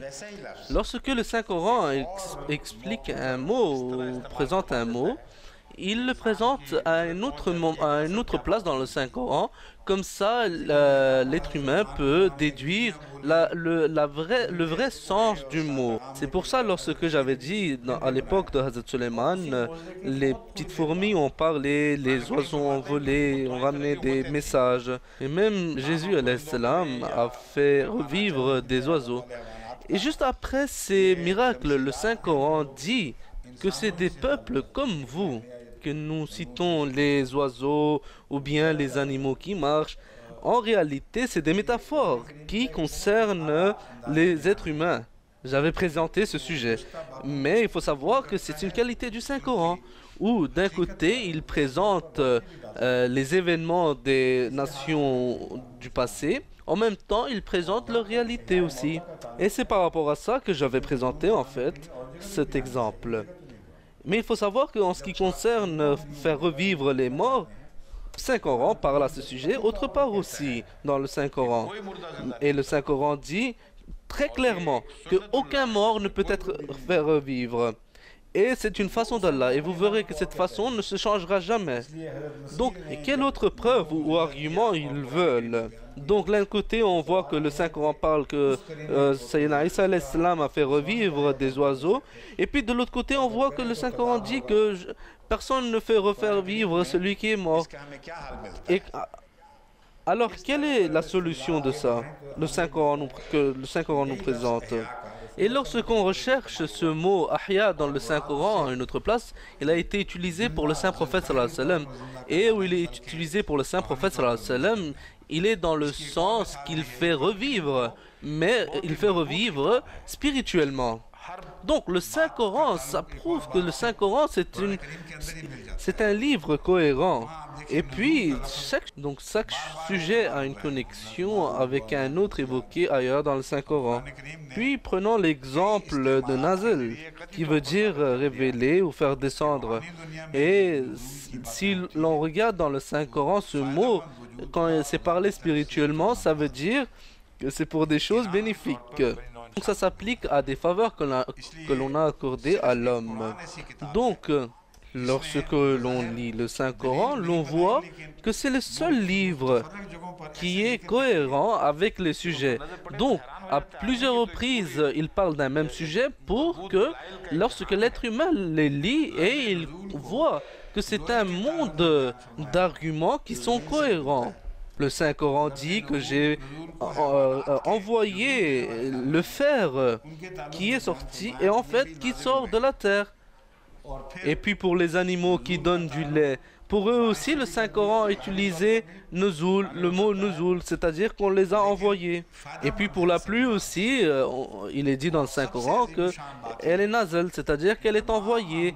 Et l'on sait aussi que la pluie est bénéfique pour l'être humain. Et la chose la plus extraordinaire est que le mot nuzul est utilisé juste pour notre prophète Mohammed sallallahu alayhi wa sallam. C'est-à-dire qu'on a envoyé ce prophète parmi vous, Zikran Rasulullah, qui est le souvenir d'Allah personnifié. Et donc, cette manière d'argumenter est cohérente dans tout le Saint-Coran. Donc, il ne faut pas essayer de chercher directement dans le même mot, dans le même sujet, l'argument. Il y a une chose que je me suis rappelé que lorsqu'on avait parlé que est-ce que les prophètes peuvent être tués ou pas, de là, j'ai trouvé une autre référence intéressante. Lorsque j'ai parlé de Patmos, à ce propos, j'ai ramené une autre référence. Il y a une connexion avec ces deux sujets, mais je l'ai quand même pris avec moi.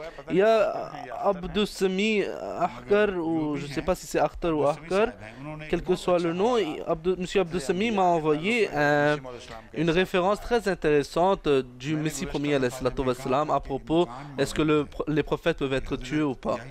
Donc la dernière fois quand j'avais dit qu'il y a une grande possibilité que Hazrat Yahya John ne soit complètement pas tué du tout. Donc on a essayé de le tuer mais qu'il n'a pas été tué. Et puis qu'on l'a trouvé par après à Patmos et Ephésus. En disant cela, j'avais aussi dit que si on trouve un hadith du prophète sallallahu alayhi wa sallam, un hadith authentique où il est dit très clairement que Hazrat Yahya est mort, alors je ne ferai plus cette recherche comme quoi il n'a pas été tué. Ou de l'autre côté, si on trouve une référence des écrits du Messie premier où il a dit que Hazrat Yahya a été tué, alors j'arrêterai cette recherche. Il y a une référence du Messie premier où il y a à propos de Sayyid Ahmad Shahid où il dit peut-être que le Messie premier a dit que c'est une possibilité que Yahya John a été tué. Donc c'est une narration qui a été rapportée au Messie premier wassalam. Le Messie premier wassalam n'a jamais dit que c'est moi qui le prends ainsi. Donc je suis reconnaissant à M. Abdou Samissab qui m'a envoyé une référence du Messie premier wassalam incontestable, qui est, où il est dit que le Messie premier wassalam dit que la personne qui est tuée sur la croix est une personne criminelle. Donc c'est pas possible que les prophètes soient tués sur les croix, ou une maladie vénérienne qui frappe les impudiques. Les prophètes ne sont pas impudiques. Les prophètes peuvent être tués, mais il faut savoir que sans ces infâmes choses, bien sûr. Mais il faut savoir qu'il n'y a aucune preuve qu'un prophète a été tué. Donc, maintenant, c'est très clair. Si le Messie premier wassalam, maintenant, il croyait que Yahya John était mort, alors comment le Messie premier wassalam aurait pu dire qu'aucun prophète n'a été tué? Donc, ça prouve que le Messie premier wassalam aussi a représenté les pensées des gens. Donc, je crois que j'avais lu dans un des livres, il y a longtemps de cela, un écrivain avait dit dans ça que Sayyid Ahmed Sahib était vraiment tué. Il n'y a pas de preuve pour cela. Mais au contraire, il est dit que les Sikhs lui ont pris. Et par après, on ne sait pas qu'est-ce qui s'est passé exactement. Donc, quel que soit le résultat de cela, ça ne changera rien pour l'argument présenté auparavant. Car Hazrat Sayyid Ahmed Sahib, le Messie premier wassalam, a mentionné que c'est possible que Hazrat Yahya John a possiblement été aussi tué. Mais en même temps, il a aussi dit qu'il n'y a aucune preuve qu'un prophète a été tué. Donc, par rapport à cela, on va continuer notre recherche et si on trouve un résultat de ça, je vous présenterai dans les dars suivants, Inch'Allah. Est-ce qu'il y a une autre question? Oui, Monsieur Dr. Majid veut me demander. Et Monsieur Rachid, etc.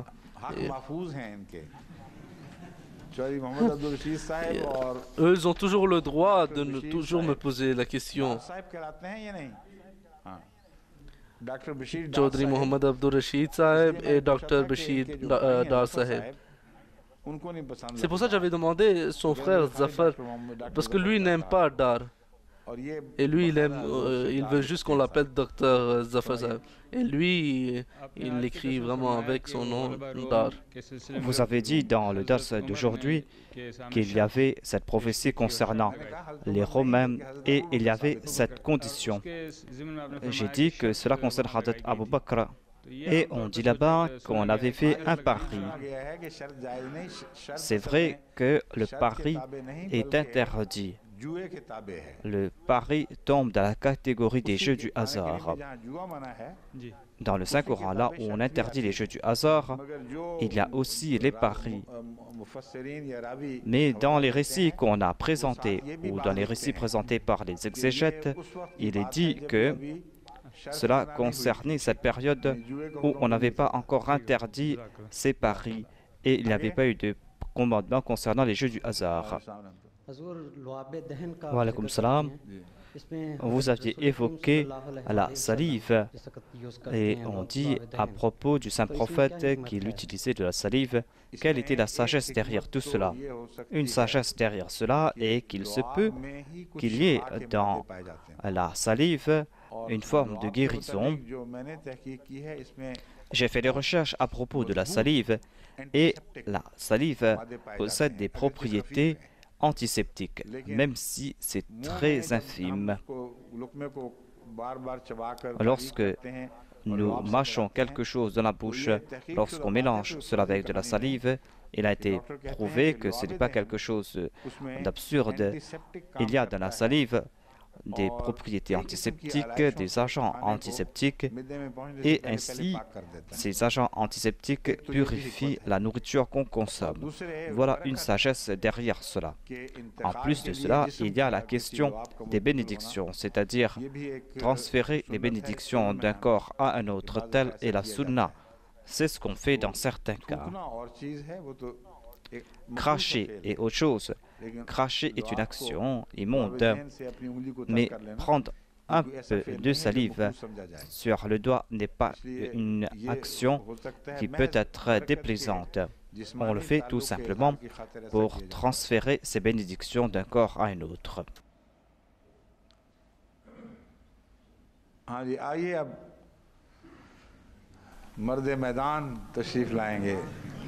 Le champion va venir maintenant, Chaudhry Mohammad Abdul Rashid.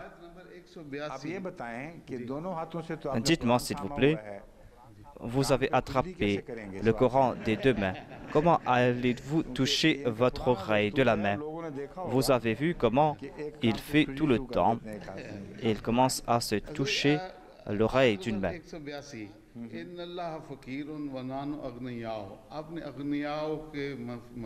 Vous n'avez pas présenté le sens d'Arnia ici dans ce verset. Mais qu'est-ce que j'ai déjà présenté?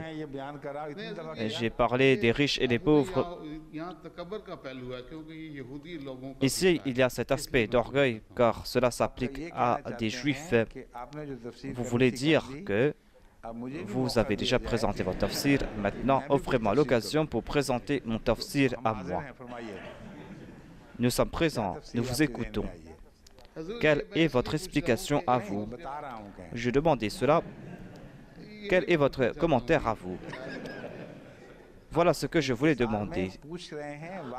En toute humilité, vous êtes en train de poser une question, mais vous voulez dire quelque chose. Quel est le point que vous avez à l'esprit? Nahnu Arniar. Ce sont des juifs qui sont en train de dire cela par orgueil. Ils sont en train d'agir d'une manière arrogante. Si je n'ai pas évoqué cela, eh bien, notez cela.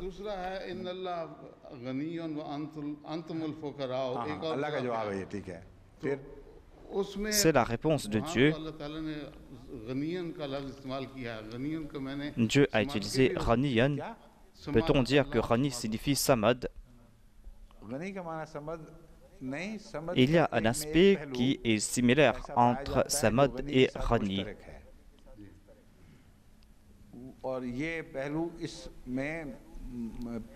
Et dans cet aspect, on peut dire, selon moi, il y a cet aspect. Ghani signifie être riche, celui qui est très riche. Et il y a le mot Rina, et Rina signifie celui qui n'a pas de besoin. C'est-à-dire que Dieu ne se soucie de rien, ne se soucie pas de vos paroles à vous. Quand il est dit Wallahu Ghaniyun, il y a ce sens. Et c'est vrai ce que vous avez dit, à savoir que Dieu n'a pas besoin de vous. Dieu ne se soucie pas de vos paroles. Vous pouvez continuer à dire cela, mais vous ne pourrez pas changer cela, c'est-à-dire que vous êtes pauvre et c'est Allah qui est Ghani. Aujourd'hui, votre question était petite et était dans le contexte.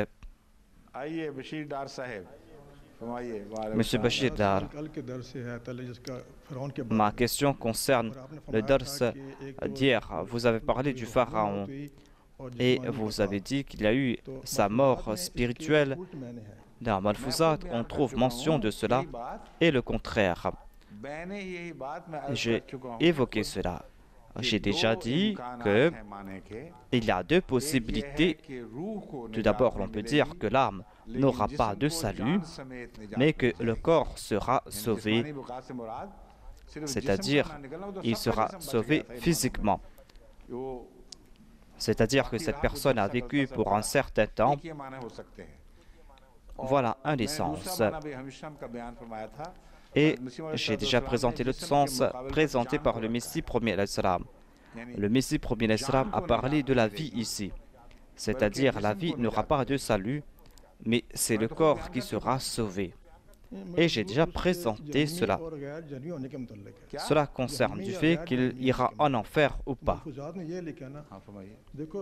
Dans Malfouzat, il est dit Pharaon était un grand kuffar et Moïse avait reçu l'ordre de parler avec Pharaon d'une façon douce.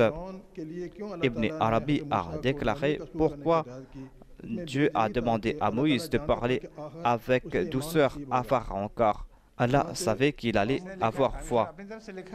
Est-ce que c'est le Messie premier l'Islam qui a écrit cela ou est-ce qu'il a attribué cela à quelqu'un d'autre? Hazrat Ibn Arabi a écrit que pourquoi Dieu a-t-il demandé, c'est Ibn Arabi qui a écrit cela. Le Messie premier l'Islam est en train de citer Ibn Arabi. Le Messie premier l'Islam n'a pas rejeté cela. Le Messie premier l'Islam cite une référence ou un récit, mais il ne donne pas de verdict. Cela s'est fait à plusieurs reprises. Le Messie promis à l'Islam a cité beaucoup de récits. On trouve cela dans la littérature islamique.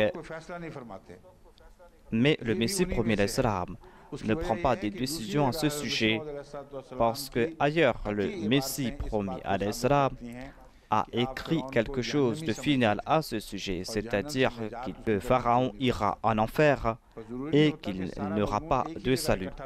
Cela ne veut pas dire qu'on puisse évoquer tout ce sujet. Dans un seul endroit, le Messie premier l'Islam a aussi parlé du Pharaon ailleurs.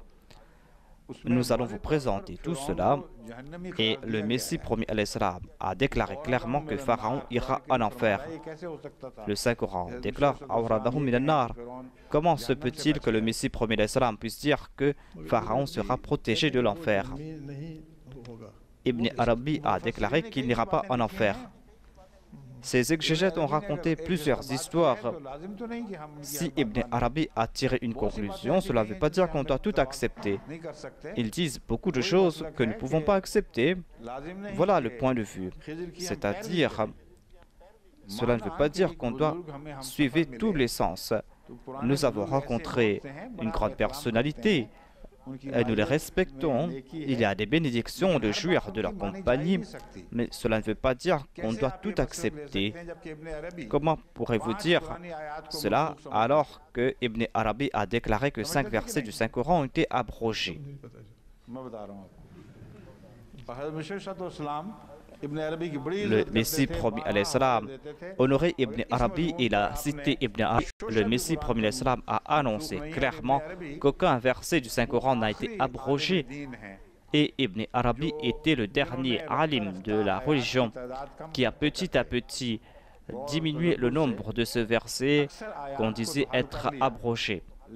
Il avait résolu les problèmes concernant la majorité des versets, sauf concernant 5 versets. Voilà sa conclusion, c'est-à-dire que 5 versets ont été abrogés et 5 versets étaient abrogeants. Le Messie promis à l'Islam a déclaré que ces ulémas qui présentaient 500 versets, petit à petit, ils sont arrivés à 5. Mais le Messie promis à l'Islam a déclaré qu'il n'y a pas un seul point du Saint-Coran qui a été abrogé. On ne peut pas donc accepter tout ce que dit Ibn Arabi.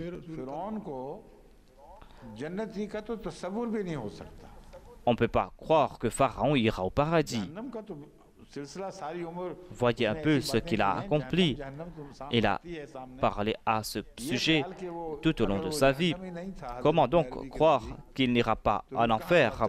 Si selon Ibn Arabi, il n'ira pas en enfer, où ira-t-il? Il ira au paradis. Et il n'y a pas de troisième endroit pour aller. Croyez-vous qu'il y a un endroit? Peut-on laisser quelqu'un tout seul quelque part? Ne peut pas penser que Pharaon ira au paradis. Il était le chef des Jahannami. Il était arrogant et orgueilleux. Il a commis le Saint-Coran à tout à ce sujet. Ce n'est qu'une conclusion d'un commentaire et il n'y a pas d'autre vérité derrière. Vous avez évoqué Ramsès II et Malik Saeb a déclaré que ce pharaon était celui qui s'était occupé de Moïse. C'est la pensée de M. Malik. J'ai fait des recherches et selon moi, Ramsès II est le pharaon à l'époque de qui il y avait cet incident. Et on a présenté aussi le nom de Méneptah. On dit que c'est Méneptah qui avait persécuté. Méneptah était venu avant. Je ne sais pas où vous avez lu cela. Méneptah est venu avant Ramsès. C'est à l'époque de Méneptah que Moïse a été accordé la protection. Vous ne pouvez pas m'imposer la parole. J'ai fait des recherches, j'ai des témoignages à ce sujet. Les historiens ont fait des recherches jusqu'à présent. Regardez ce qu'ils disent et je vous présente ces citations. Je ne suis pas obligé de suivre M. Malik Saheb à 100%. Vous pouvez accepter ce qu'il dit ou vous pouvez m'accepter moi. Moi, j'ai fait des recherches et j'ai dit que la conclusion n'a pas été faite. C'est une recherche qui continue et quand je vais avoir des informations claires et nettes à ce sujet, je vais vous présenter cela et vous pouvez accepter cela. Cette traduction doit être revisée. Non, vous ne pouvez pas le faire. Allez-vous reviser Ibn Arabi? Allez-vous reviser Abdul Siyuti?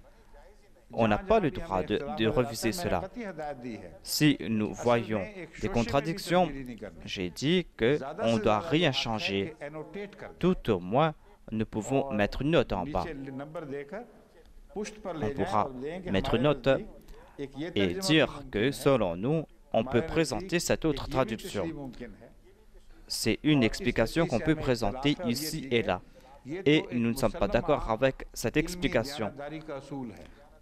C'est là un principe d'honnêteté intellectuelle. La littérature islamique est remplie de cela. On n'a pas changé les originaux, mais on a mis autant de notes où on a expliqué cela si en détail que l'ouvrage était tout petit et il y avait de longs commentaires à propos de ces ouvrages. On peut agir ici. M. Malik a fait de grands efforts. C'était un grand érudit. Il maîtrisait très bien la langue arabe. On doit accepter ses services, mais en fin de compte, il était un être humain. Et sa connaissance s'est arrêtée quelque part. La connaissance progresse. Dans la plupart des cas, il avait profité des notes du Muslim Maud.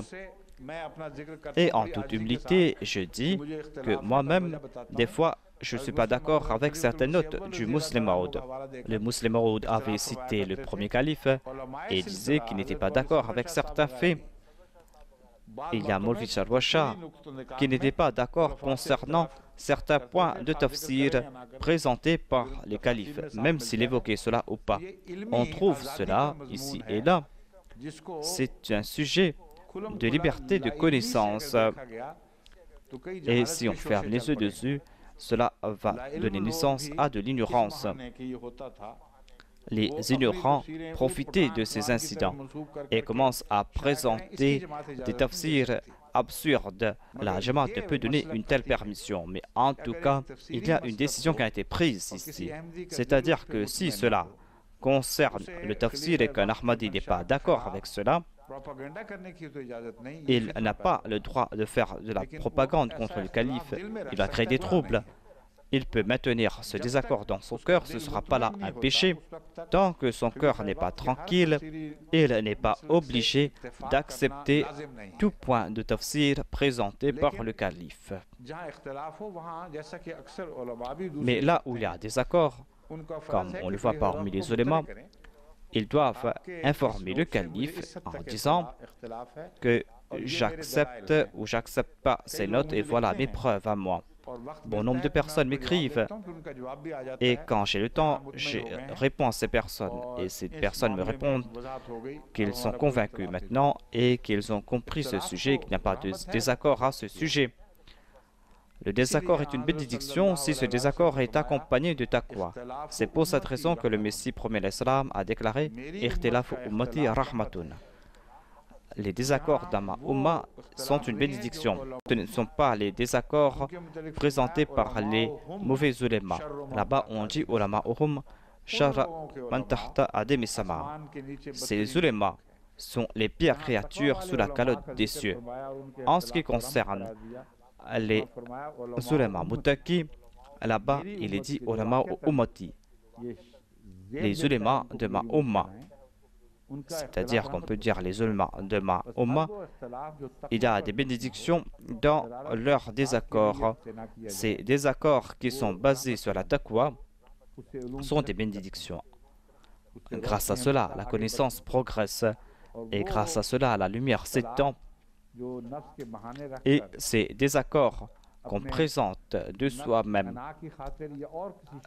qu'on présente par orgueil ou par mauvaise intention, ces désaccords créent des troubles. Il y a eu de tels incidents au cours de la vie du 10e calife. Il y a des ulémas qui ont évoqué cela clairement. J'ai vu cela en ma présence.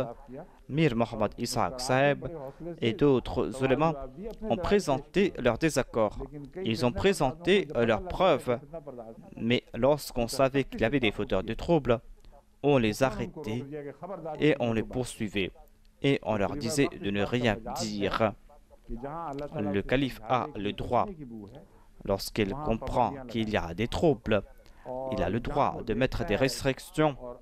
Et lorsqu'il constate, et par la grâce de Dieu, la plupart des cas, il prend de bonnes décisions, lorsqu'il voit que ces désaccords sont accompagnés de taqwa, il ne met pas fin à ces désaccords. Vous venez dans cette réunion. Avez-vous vu que j'étais en colère? Vous avez le droit de ne pas être d'accord, mais si on commence à utiliser ces désaccords pour créer des dissensions de la Jamaat, cela ne pourra être accepté. Il y a M. Abdul Rashid, il y a M. Hayat qui nous présentent leurs désaccords. Je remercie ces personnes et j'écoute leurs arguments. Il n'est pas interdit d'avoir un désaccord concernant un point du tafsir avec le calife. Mais on doit respecter ces conditions.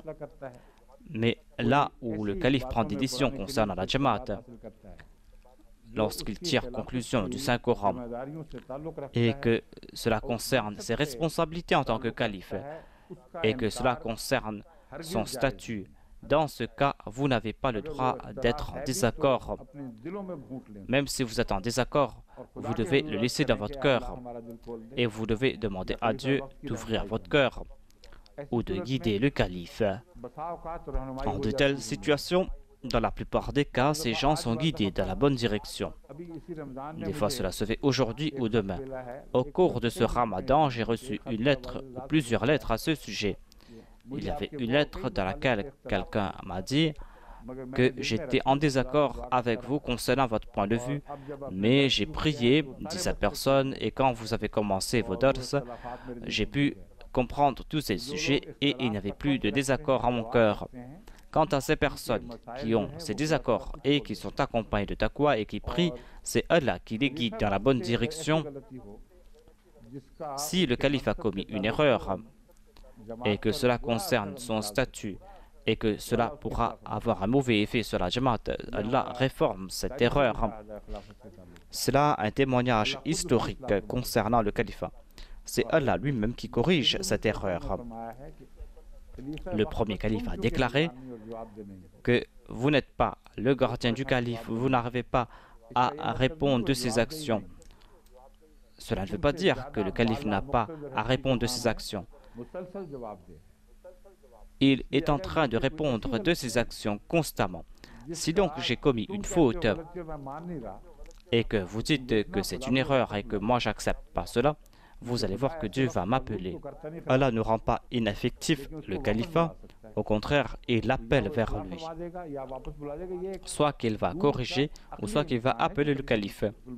C'est là une possibilité que présente le calife. C'est là une très bonne réponse pour consoler les hypocrites et pour clouer leur bec. Vous pouvez dire, en vous imaginant que va-t-il se passer avec nous? Nous ne sommes pas d'accord avec le calife et le calife n'accepte pas cela. Et selon nous, ce point est très important. Dans ce cas, vous devez prier en disant que oh, notre Seigneur nous a imposé ce calife et si vous êtes véridique, Dieu va appeler le calife. À part cela, il ne peut y avoir de doute.